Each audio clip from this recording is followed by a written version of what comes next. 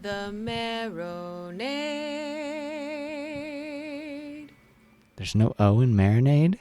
Let's try it one more time. Ready? 1, 2, 3. The Marinade. Marinade. Bone marinade. The That's Marinade. The Marinade. With Jason Earle.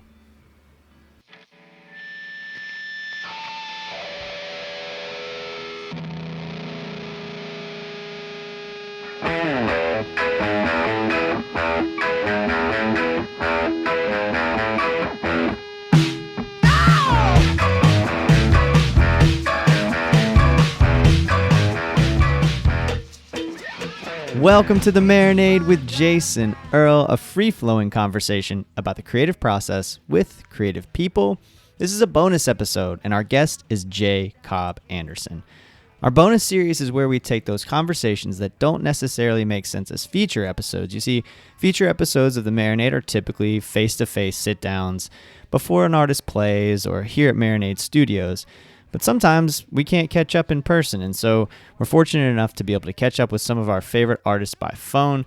Jay and I spoke by phone recently and recorded this conversation. It coincides with the release of the newest Fruition collection of songs, which is called Broken at the Break of Day. It came out in January of 2020, and that is a companion piece to Wild as the Night, which came out in late 2019. You can find Wild as the Night and Broken at the Break of Day wherever you listen to music. And if you really like what you hear, you can purchase them together on vinyl at fruitionband.com. The song you're hearing in this episode is Do What You Want, and that's going to be on Broken at the Break of Day.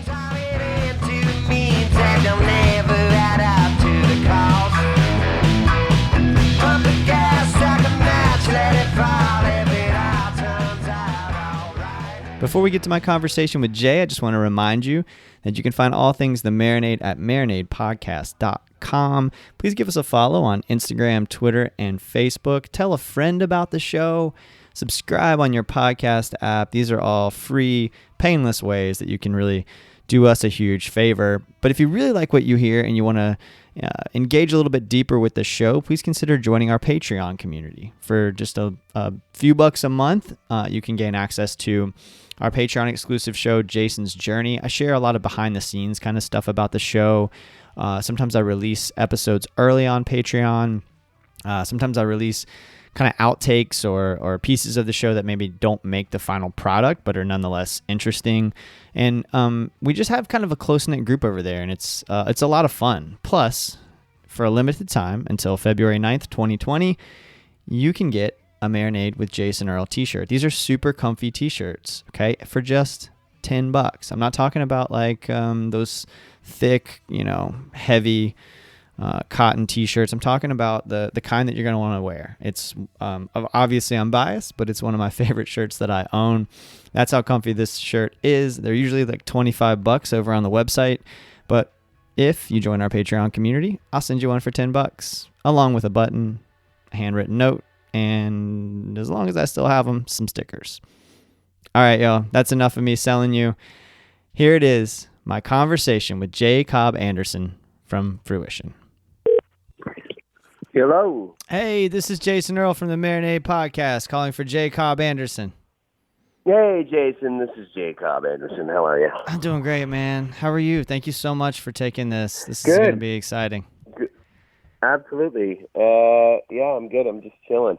Good, man. This is kind of a long time coming for me. I've wanted to pick your brain for a while. The first time I saw Fruition was 2015 at Springfest in Swanee, and just cool. Totally floored me. Awesome experience.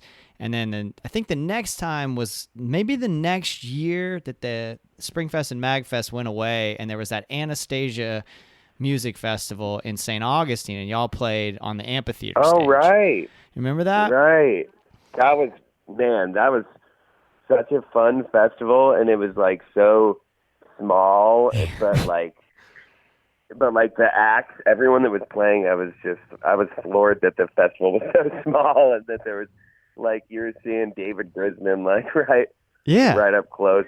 Yeah, that was a great time. Yeah, both of those times. It was so much fun, man, and I think that's kind of what I want to lead off is like the fact that live experience, that Fruition live experience, for folks who are listening, if they're anywhere near you, go see them, because that live experience is outstanding. You all are always on point. It's always, the energy is always incredible, and thank you.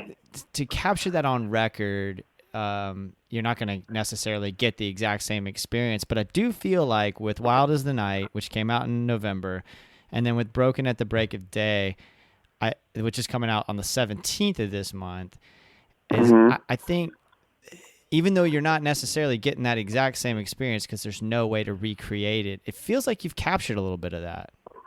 Yeah, we would definitely. That's always a challenge for us going in the studio is, trying to capture the live performance. Which, like, how are you supposed to do something like that? In a studio, like live performances obviously are all about the energy of the crowd and how we're feeling, and pushing ourselves to maybe get out of a rut or something from being on the road for so long. So yeah, like trying to capture those vibes in the studio is really difficult. But I think with both of the releases, Wild as the Night and Broken at the Break of Day, I think we kind of set up our recording times in the middle of touring. So I think that there's like, and also it was like one of those things that we did a lot of this, a lot of the work we did for the songs we did as live as possible. So I think that there was like a sense of urgency that kind of helped us be on our toes and play more like it's a live thing rather than that we're just going to be tracking a bunch of stuff, So yeah, it kind of naturally. So like looking back, it kind of helped that we were in such a rush and and it was a bit stressful too. Probably the most stressful recording because we've been wanting to just release more music, and the music industry nowadays is just so weird. It's like there's not really any rules anymore. So we just said like, screw it. We're just gonna start recording things and releasing them.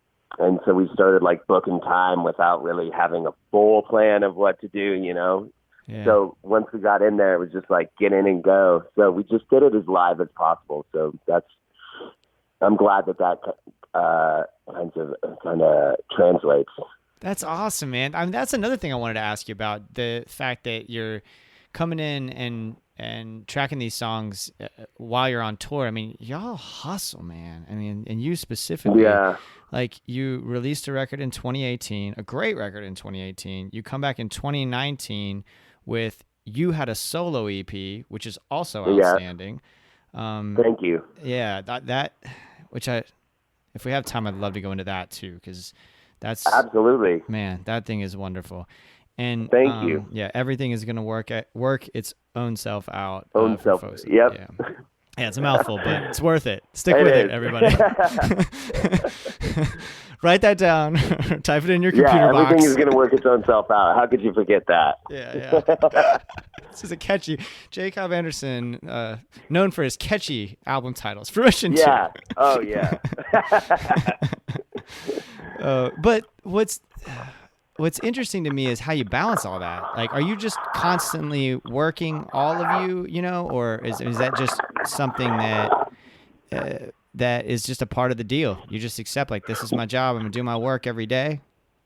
Right. Well, for me, I mean, I think there's 3 songwriters in the band, and I think we all kind of view it differently and do it differently also. Mm-hmm.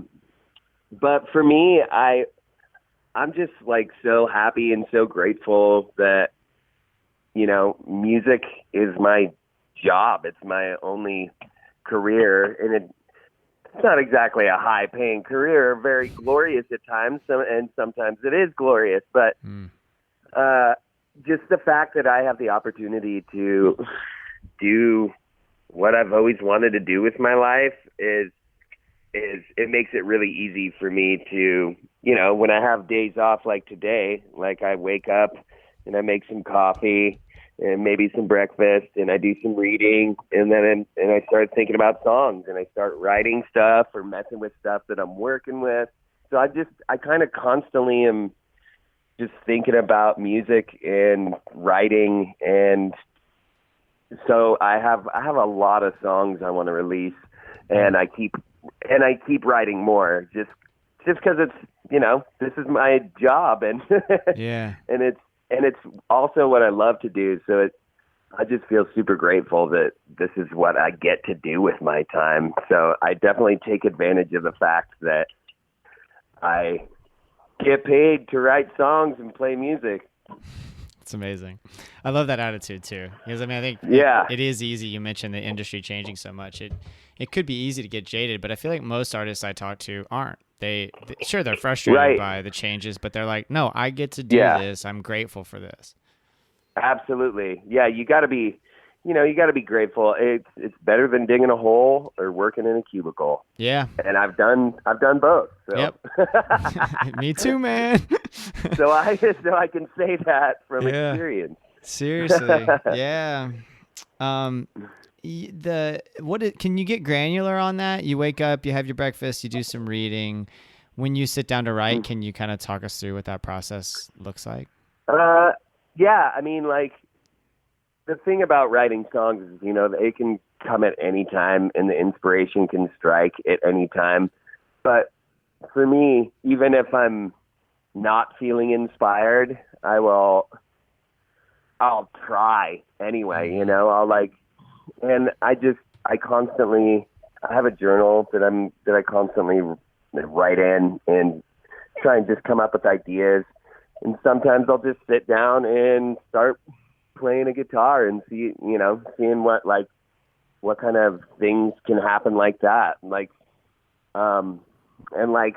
Man, 2 nights ago, this is a good example of like how random songs can be. I was writing all day and like feeling inspired, but no music was coming out. And then as I was laying in bed to go to sleep, I just this whole idea just kind of came out. And so I just wrote down a bunch of stuff and already had a melody in my head. And the next day I woke up and first thing just wrote the whole thing and finished it. Wow. So, sometimes it's random. Sometimes you got to work at it, but I just constantly, I just love writing. And I think a big part of it too is, to be a good writer is like reading, so I've been doing a lot more reading recently too, just to get some inspiration and ideas and things. But yeah, it's always, it's an ever evolving process that seems to always be really fun and rewarding. So, are you a pencil to paper or pen to paper kind of person, or are you typing? Yeah. Actually both now. Like the other night when the idea came before I was going to bed, I pulled my phone out and just typed it into my notes. So I'll do both now, Yeah. And sometimes when we're on the road touring and I'm in the back of the van in the darkness and an idea comes, I'll just type it into the phone. It's easier. Yeah, I was really resistant to the phone for ideas for a long time. I was too. I don't know why. I think that there's something more visceral about the process of actually writing something in your handwriting, and it's more personal than just looking at, It makes it sticky too. The text. Yeah, I'm much more likely to return to it. Right. Yeah. And I think so. For me, I feel the same way about it. And I'm I obsessively kind of carry around a journal everywhere I go. So it's and a pen. So it's so you get it. It's I like to do that. If I go to a bar and I'm waiting for a friend to show up, it's just pull out the journal and do some writing. Yeah. Sometimes I wish the friend would stand me up so I could just keep writing. Right. I know. I've definitely had some like great streams of inspiration completely ruined by plans working out.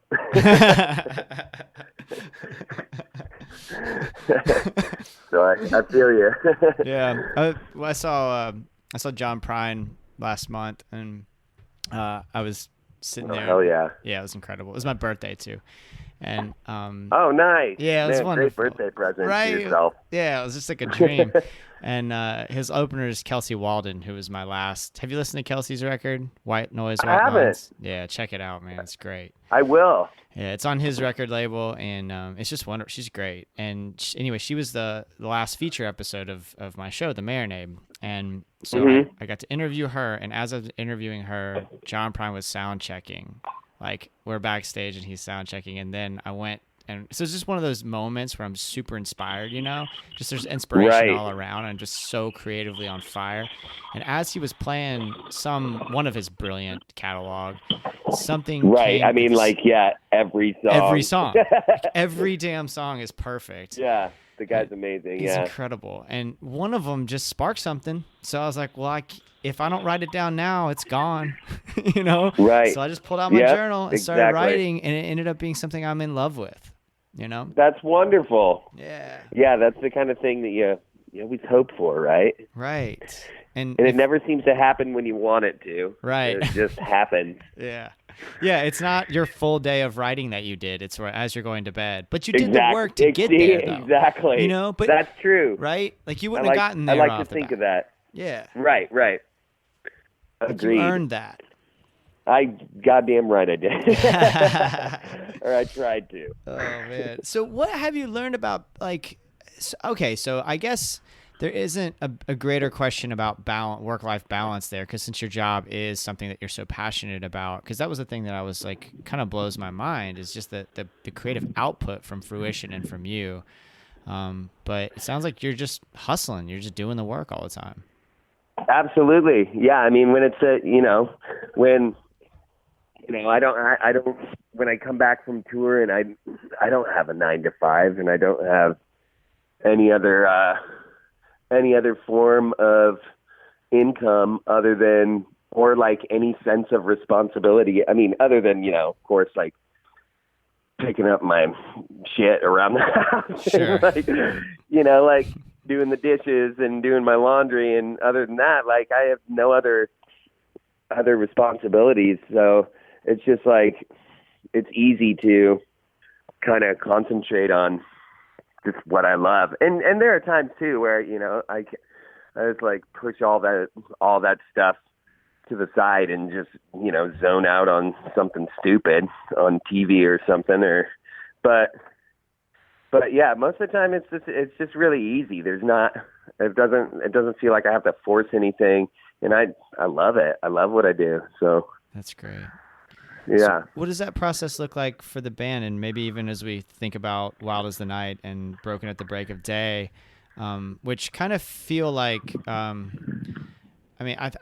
interested in the choice to release them separately. They certainly feel like two separate works, but two sides of the same coin. That's exactly right. You nailed that. All so right. we're calling them companion releases. Okay. We're kind of just avoiding the whole language of album, LP or EP, just because, like, once again, like I said, in this day and age, it's like the music business is so different, and it's about, it feels like kind of, it's about like putting out, like, you can easily put out a lot of music nowadays, Right. That's like that's the biggest benefit, I think, of the place we're at in music.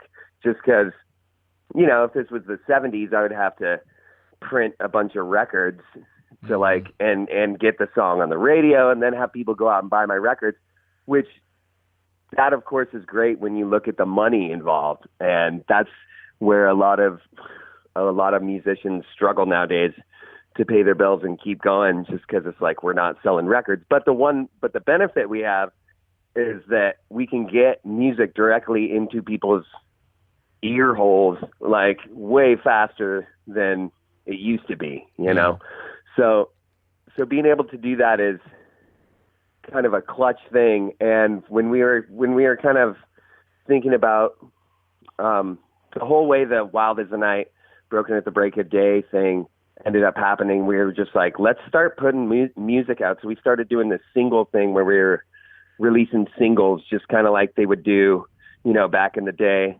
And actually pressing 45s of the singles. So if you come to a Fruition show, you can buy 45s of these singles. But we also post them online on like Spotify and all the musical streaming services.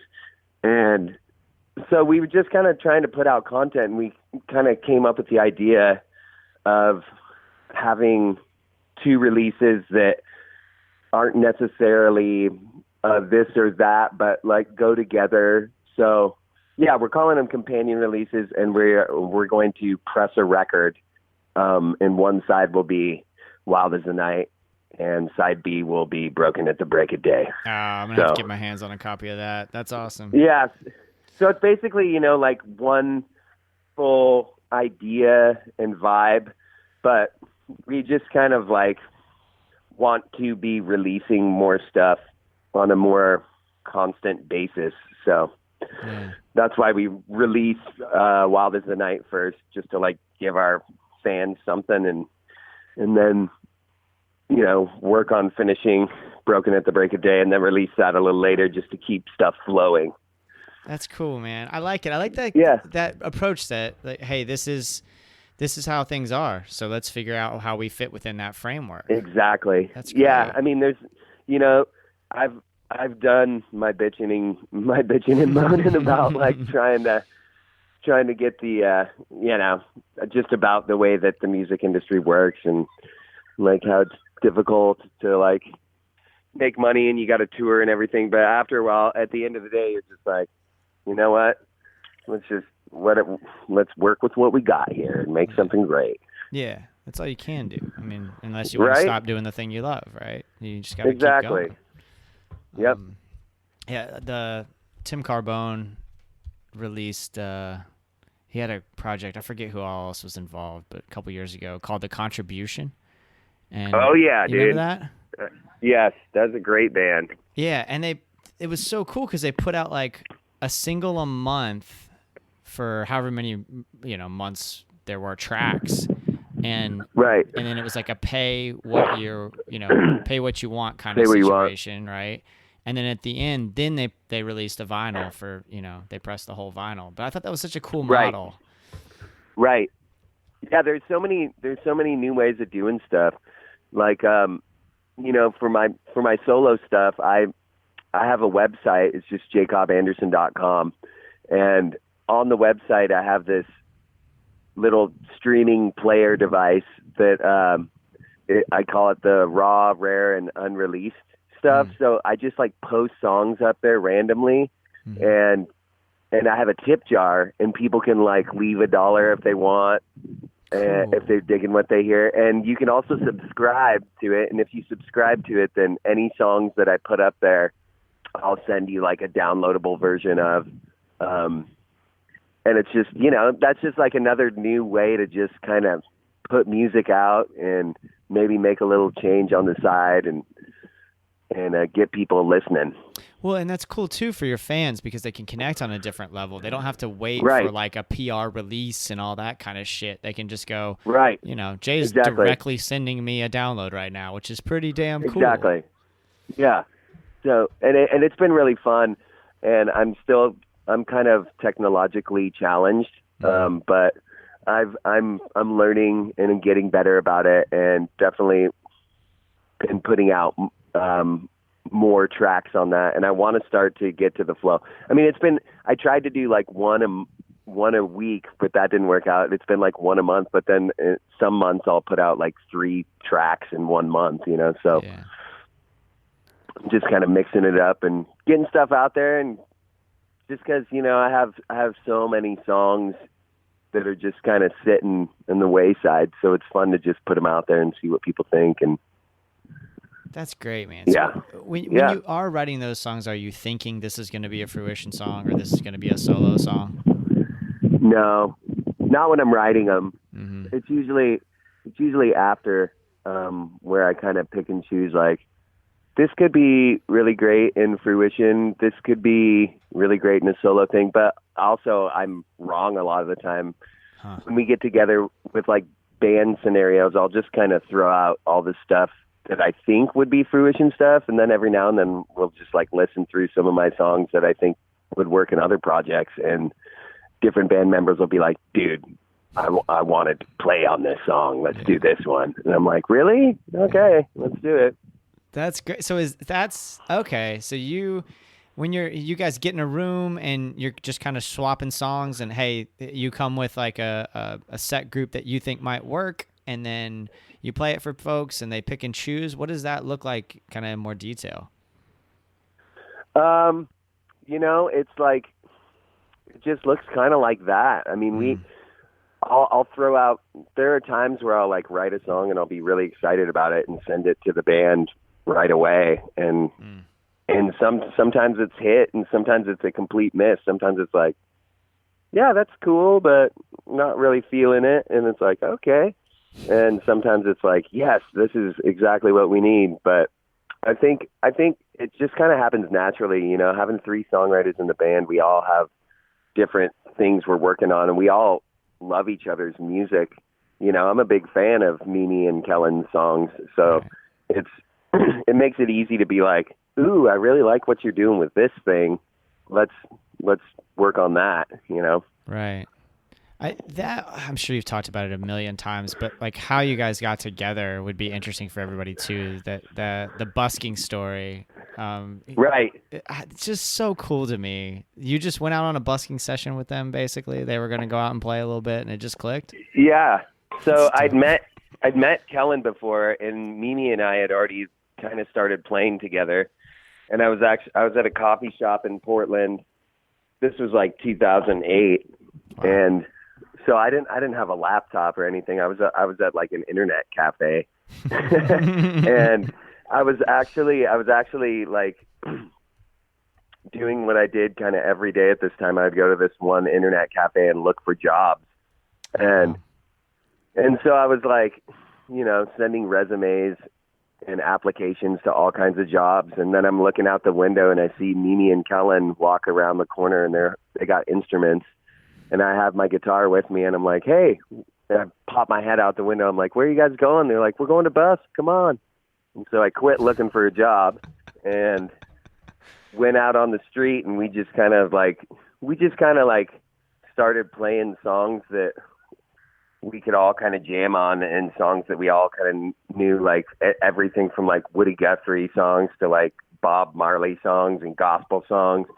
And we started singing together, and the second we started singing together, we kind of all fell into 3-part harmony, and it was just like a really magical moment where we knew we had something really special when we sang together. It's amazing. Kinda, even though I knew the story, it still kind of gives me goosebumps. It's just so cool. Yeah, it's one of those magical moments. Yeah. What I want to talk about your solo EP, because thinking about what we just said about the songs that you bring to the band. When I listen to the EP, I don't hear any songs that necessarily would fit with what I think of when I think of Fruition. Right. Is that intentional, or is that just because it shook out that way? Well, it's a little bit of both. There's definitely some intention just based off of how personal maybe some of the songs are. Yeah. And a lot of the time when I'm looking at like songs that work with Fruition, I'm thinking about harmonies, because that's, where we really shine a lot of the time. But with solo stuff, it's a kind of a lot freer, and I don't feel like I have to do anything. I'm just making stuff that I think is going to work or flows together. So yeah, there's a bit of a just kind of natural discernment that happens,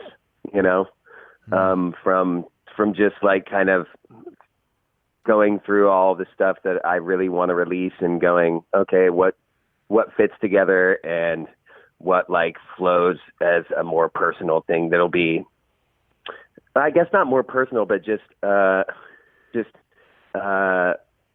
different from what I would do with Fruition. Right. Like kind of get to show different sides of myself that I don't necessarily get to do all the time in Fruition. So. Well, I'm sure you're glad you did with that one, man. It's a really beautiful piece of work. Thank you. I'm working on another one too. So awesome. Good. That's good to hear. Yeah. Thank you for all of this. We usually end Absolutely. with, this has been great, but if I can bend your ear for just a little bit more, because we usually end with what art has you inspired at the moment, and you mentioned reading a couple of times. So I'm super curious what you're reading or what you have read recently that's excited you.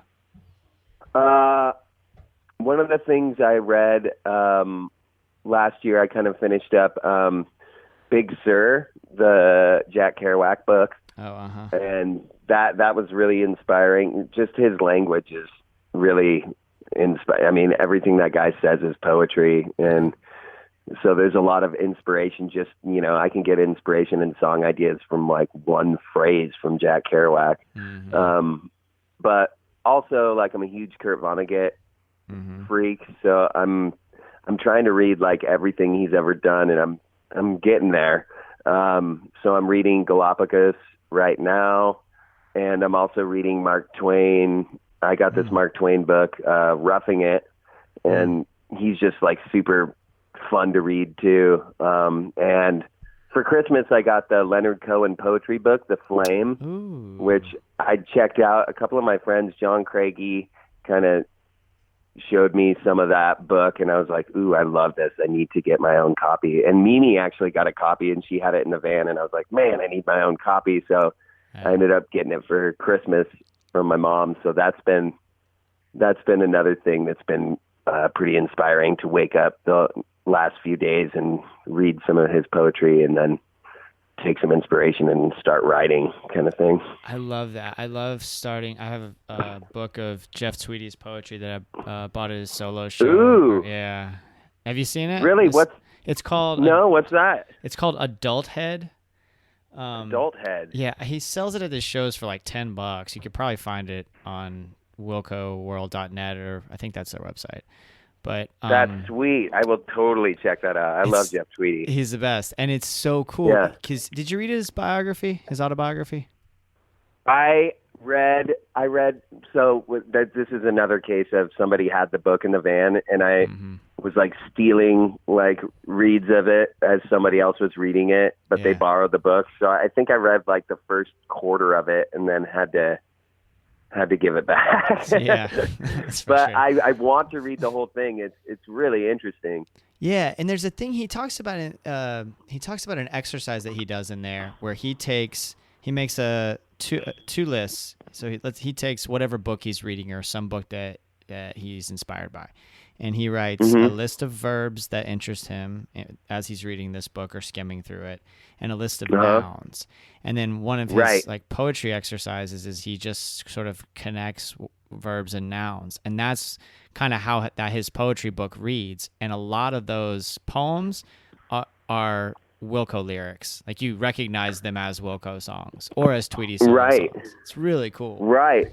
That is really cool. Yeah. I'm going to try that. Yeah, it's cool. And I like so I've been reading that, and then I bought a copy of Dylan Thomas's poetry like in the West Village years ago, like where Dylan Thomas used to, drank himself to death, and so I still have that book, and I return to it all the time if I have a moment in the morning, like almost every Saturday or Sunday. I'm just kind of pulling stuff from it. What book is that? I think it's a complete collection. I can barely see it. Here, let me reach and grab it real quick. Okay.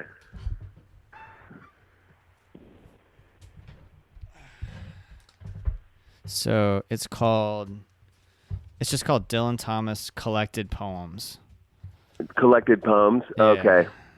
So I think it's got just about everything he's written, and it's so fun to just keep returning to, and doing that exercise that I learned from Tweedy. And so many fun things have come out of it, because it's just, you're so free, That's really fun. That's really fun. I actually bought that same book Oh, wow. about, and I have it right here in my hand now, Cool. the collected poems. And I should be reading that more. So I'm going to throw that on my coffee table too. That's awesome. I'm holding a copy of Dylan Thomas Collected Poems. You're holding a copy of Dylan Thomas Collected Poems. 2020, everybody. Awesome. 2020, baby.